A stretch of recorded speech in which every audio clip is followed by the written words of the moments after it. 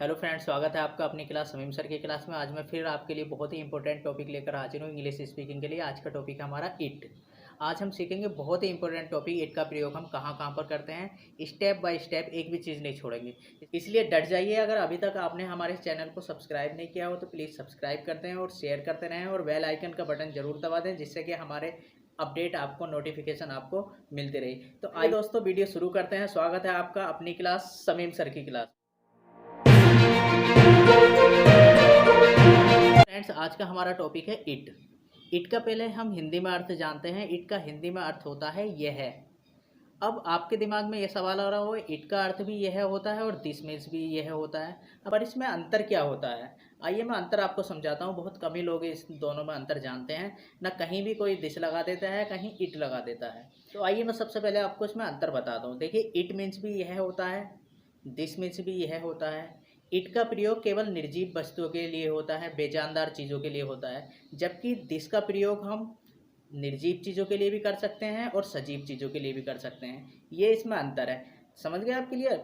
It का प्रयोग केवल निर्जीव वस्तुओं के लिए होता है, जैसे कैप हो गया, घड़ी हो गई, कॉपी हो गई, पेन हो गया, लकड़ी हो गई और कुर्सी हो गई, कुछ भी एक्स वाई जेड कोई निर्जीव चीज़। तो इट का प्रयोग हम केवल निर्जीव के लिए करते हैं और दिस का प्रयोग हम निर्जीव के साथ भी कर सकते हैं और सजीव के साथ भी कर सकते हैं। आइए कुछ एग्जाम्पल के द्वारा मैं समझाता हूँ। जैसे यह एक पेन है, तो इट इज अ पेन। यह एक पेन है, तो इसका अर्थ ये निकल गया, इट मीन्स होता है यह एक पेन है। तो यहाँ पे पेन जो है निर्जीव है, तो हम इट भी लगा सकते हैं और दिस भी लगा सकते हैं। दिस इज ए पेन, यह एक पेन है। इट इज ए पेन, यह एक पेन है। या दिस इज ए पेन, दोनों ही इट लगा दो या दिस लगा दो, क्योंकि हमारा पेन जो है निर्जीव है। तो निर्जीव वस्तुओं के लिए हम दिस और इट दोनों का प्रयोग कर सकते हैं। अगला सेंटेंस हम लेते हैं, यह प्यार है। यह प्यार है। देखिए, लव क्या होता है? लव के बारे में मैंने पिछली वीडियो में भी आपको बताया था। लव जो होता है एब्स्ट्रैक्ट नाउन होता है। एब्स्ट्रैक्ट नाउन क्या होता है? जिसे हम छूकर नहीं देख सकते, सिर्फ उसे महसूस कर सकते हैं। तो लव जो आता है हमारा निर्जीव वस्तु में आता है, तो हम यहाँ पे दिस इज लव ये लगा सकते हैं या इट इज लव, यह प्यार है। दोनों दिस और इट दोनों का प्रयोग कर सकते हैं। अब अगर सेंटेंस हमारा ये हो, यह राम है, तो यहाँ पे राम क्या है? सजीव है, लड़का है। तो यहाँ पर हम इट नहीं लगा सकते, यहाँ पे क्या लगाएंगे? और इसमें ये और देखना होता है कि दिस का प्रयोग हम पॉइंट करते हुए करते हैं। यह राम है, दिस इज ए राम। तो यहाँ पर हमें इट अगर लगा देंगे तो हमारा सेंटेंस गलत हो जाएगा। तो ये मैं समझता हूँ क्लियर हो गया होगा। इट का प्रयोग केवल निर्जीव वस्तु के लिए होता है, जबकि दिस का प्रयोग निर्जीव और सजीव दोनों के लिए होता है। ये इसमें अंतर है, बहुत ही कम लोग जानते हैं। आप इसको नोट कर लीजिए। सेंटेंस मैं और लेता हूँ, यह कौन है? हु इज दिस, यह कौन है। आदमी के लिए हम प्रयोग कर रहे हैं, सजीव है तो दिस लगाएंगे। हु इज दिस, यह कौन है। यह क्या है? अगर कोई सी निर्जीव वस्तु को हम मालूम कर रहे हैं यह क्या है, तो व्हाट इज इट, यह क्या है, व्हाट इज इट। तो क्या लगाएंगे? What is it. या हम व्हाट, निर्जीव वस्तु के लिए अगर हम कर रहे हैं तो व्हाट इज इट भी लगा सकते हैं और व्हाट इज दिस भी लगा सकते हैं, क्योंकि निर्जीव के लिए दोनों ही काम करते हैं। तो ये पहला कॉन्सेप्ट इट का आपको क्लियर हो गया होगा। इट का प्रयोग निर्जीव के लिए, दिस का प्रयोग निर्जीव और सजीव दोनों के लिए करते हैं। तो ये तो इट का पहला प्रयोग था। इट बहुत इंपॉर्टेंट है, वीडियो को पूरी देखिएगा, आपका कंसेप्ट बिल्कुल क्लियर हो जाएगा।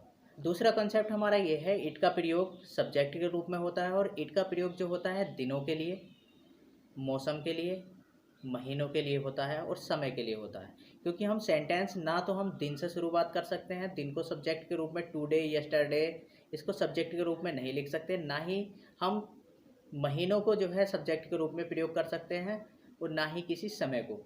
तो इसलिए सब्जेक्ट के रूप में यहाँ इट का प्रयोग होता है। ये आप ध्यान रख लीजिएगा, क्योंकि डे वाले सेंटेंस कभी भी जो है टुडे या दिन से शुरुआत नहीं होती किसी भी सेंटेंस की, तो वहाँ पर हम सब्जेक्ट के रूप में क्या लगाते हैं? इट लगाते हैं। जैसे मैं सेंटेंस लेता हूँ, आज सोमवार है। जैसे मैंने ये सेंटेंस लिया, आज सोमवार है, तो बहुत से लोग क्या करते हैं, बहुत से बच्चे क्या करते हैं? Today is Monday, today is Monday. याद रखिए कि किसी भी सेंटेंस की शुरुआत हम डे से नहीं कर सकते। तो यहाँ पर जो ये जो है इनकरेक्ट होगा, टुडे इज़ मंडे। करेक्ट इसका ये होगा, इट इज़ मंडे टुडे, आज मंडे है। इसका करेक्ट क्या होगा? इट इज़ मंडे टुडे, आज सोमवार है।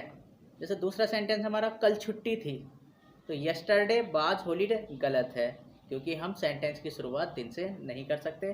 तो हम बोलेंगे इट वाज हॉलीडे यस्टरडे, कल छुट्टी थी। दूसरा सेंटेंस है कल छुट्टी होगी, तो ऐसे नहीं बोलेंगे टुमारो विल बी हॉलीडे, गलत है। सही क्या बोलेंगे, it will be holiday tomorrow, कल छुट्टी होगी। बहुत से लोग क्या बोलते हैं, अगला सेंटेंस में लेता हूँ, आज मेरा जन्मदिन है। तो जल्दी जल्दी इंग्लिश स्पीकिंग में क्या चल रहा है, ग्रामरिकली बहुत ही गलत सेंटेंस बोले जा रहे हैं, सीधे सीधे बोल देते हैं लोग टुडे इज माई बर्थडे, जबकि ये गलत है।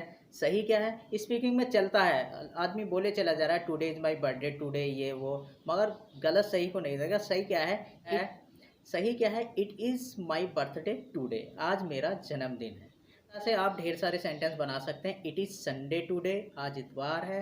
It is Monday today, it is Friday today, it is Wednesday today, it is Thursday today, it is Saturday today. Copy में बनाकर आप देखेंगे तो आप जितनी प्रैक्टिस करेंगे, देखिए मैंने पहले भी आपको बताया था, आपके पास जितना कलेक्शन होगा, सेंटेंस कलेक्शन होगा, आपकी इतनी फ्लुएंसी, और इंग्लिश में आपके अगर अच्छा वर्ड कलेक्शन है तो आप जल्दी फ्लुएंट इंग्लिश सीख सकते हैं।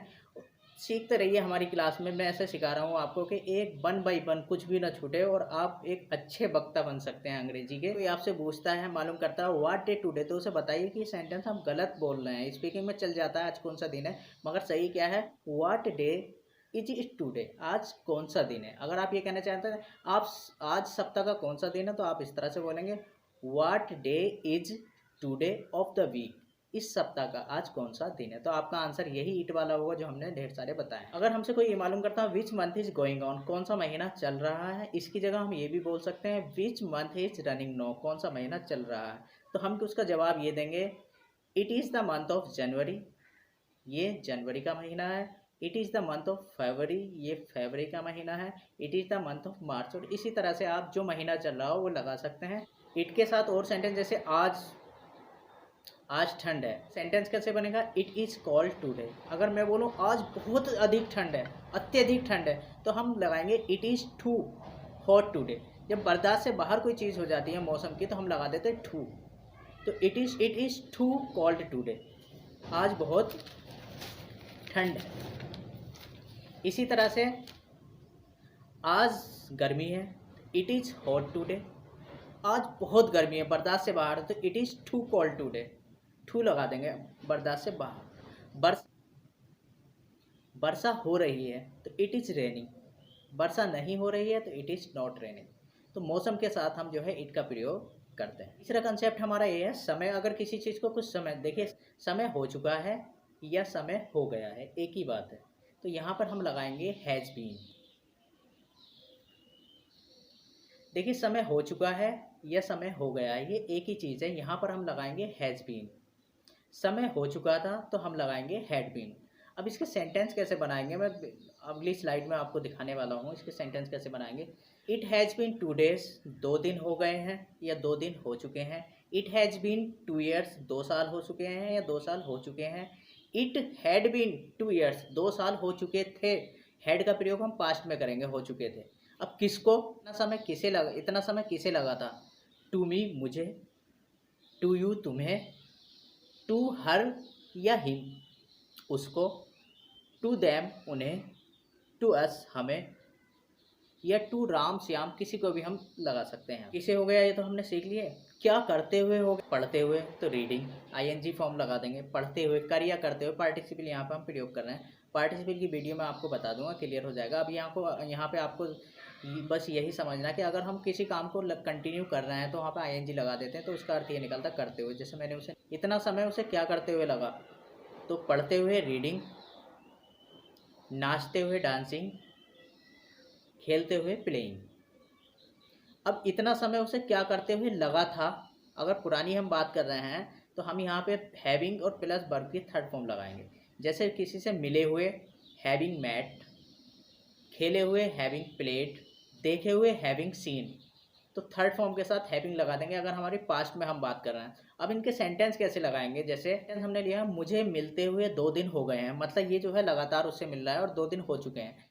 तो इट हैज़ बीन 2 days, 2 दिन हो गए हैं। टू मी मुझे, reading meeting, it has been 2 days, 2 दिन हो गए हैं। टू मी मीटिंग, उससे मिलते हुए मुझे 2 दिन हो गए हैं। या मैं इस सेंटेंस को थोड़ा सा चेंज करूँ, मुझे मिले हुए 2 दिन हो चुके हैं, ये 2 दिन हो गए हैं, अब ये पास्ट में चला गया, मिले हुए अब आगे लगातार मिल नहीं रहा, वो मुझे मिले हुए 2 दिन हो गए हैं।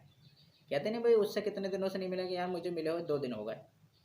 या मैं उससे मिलता हूँ तो वहाँ पे हम प्रेजेंट और मिले हुए, वहाँ पे हम जो यूज करेंगे वो रीडिंग, मीटिंग, और यहाँ पे मुझे मिले हुए, यहाँ पे हम प्रयोग करेंगे मीटिंग, वहाँ पर हम प्रयोग करेंगे मीटिंग, और यहाँ पे वो कह रहा है मुझे मिले हुए 2 दिन हो गए हैं किसी से भी।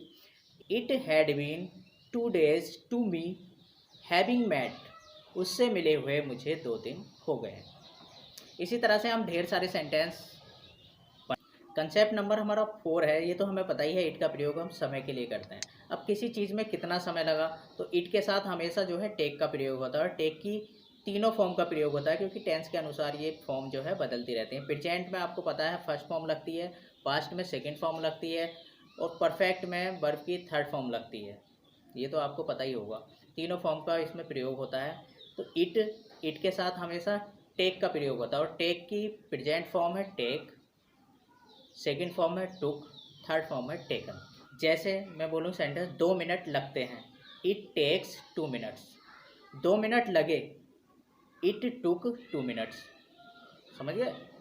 अगर किसी चीज़ में 2 मिनट लगते हैं तो इट टेक्स 2 minutes। 2 मिनट की जगह आप कुछ भी डेज भी यूज कर सकते हैं, 2 दिन लगते हैं, 3 दिन लगते हैं, महीने लगते हैं, कितने भी लगा सकते हो। इट टेक्स 2 days, इसमें 2 दिन लगते हैं। इट टेक्स 2 minutes, इसमें 2 मिनट लगते हैं। या इसमें 2 मिनट लगे, इट टुक 2 minutes। अब किसे लगे, मुझे, तो टू मी मैंने पहले ही बता दिया, मुझे टू मी, उन्हें टू दैम, तुम्हें टू यू, उसे टू हर या हिम, समझिए, और किसी का नाम है तो उसका नाम। या जैसे मैं एक सेंटेंस लेता हूँ, जैसे किसी काम को करने में 2 मिनट लगते हैं तो हम बोलेंगे इट टेक्स 2 minutes। अगर 2 मिनट लगे तो हम बोलेंगे इट टुक, सेकेंड फॉर्म का यूज करेंगे, इट टुक 2 minutes। अगर मुझे लगे हैं, जैसे मैं सेंटेंस बोलूँ, मुझे खाना खाने में 2 मिनट लगते हैं, तो it takes me 2 minutes to eat the food, मुझे खाना खाने में 2 मिनट लगते हैं। जैसे अगला सेंटेंस है, उसे नहाने में 10 मिनट लगे, तो इट टुक,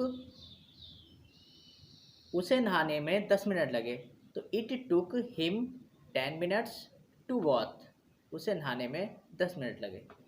जैसे मुझे पढ़ाने में 2 दिन लगे, it took me 2 days to teach. अल्लाह। तो अगर दोस्तों हमारी ये वीडियो आपको पसंद आई हो, मैं था समीम अहमद सैफ़ी, आप देख रहे थे समीम सर की क्लास। अगर ये हमारी वीडियो आपको पसंद आई हो तो हमारे इस चैनल को शेयर करें, सब्सक्राइब करें, और अच्छी अच्छी वीडियो के लिए, इंग्लिश स्पीकिंग के लिए, अपनी फ्लुएंसी संभालने के लिए हमारे इस चैनल को देखते रहिए। जय हिंद, जय भारत। मैं था आपके साथ समीम अहमद सैफ़ी। जय हिंद, जय भारत।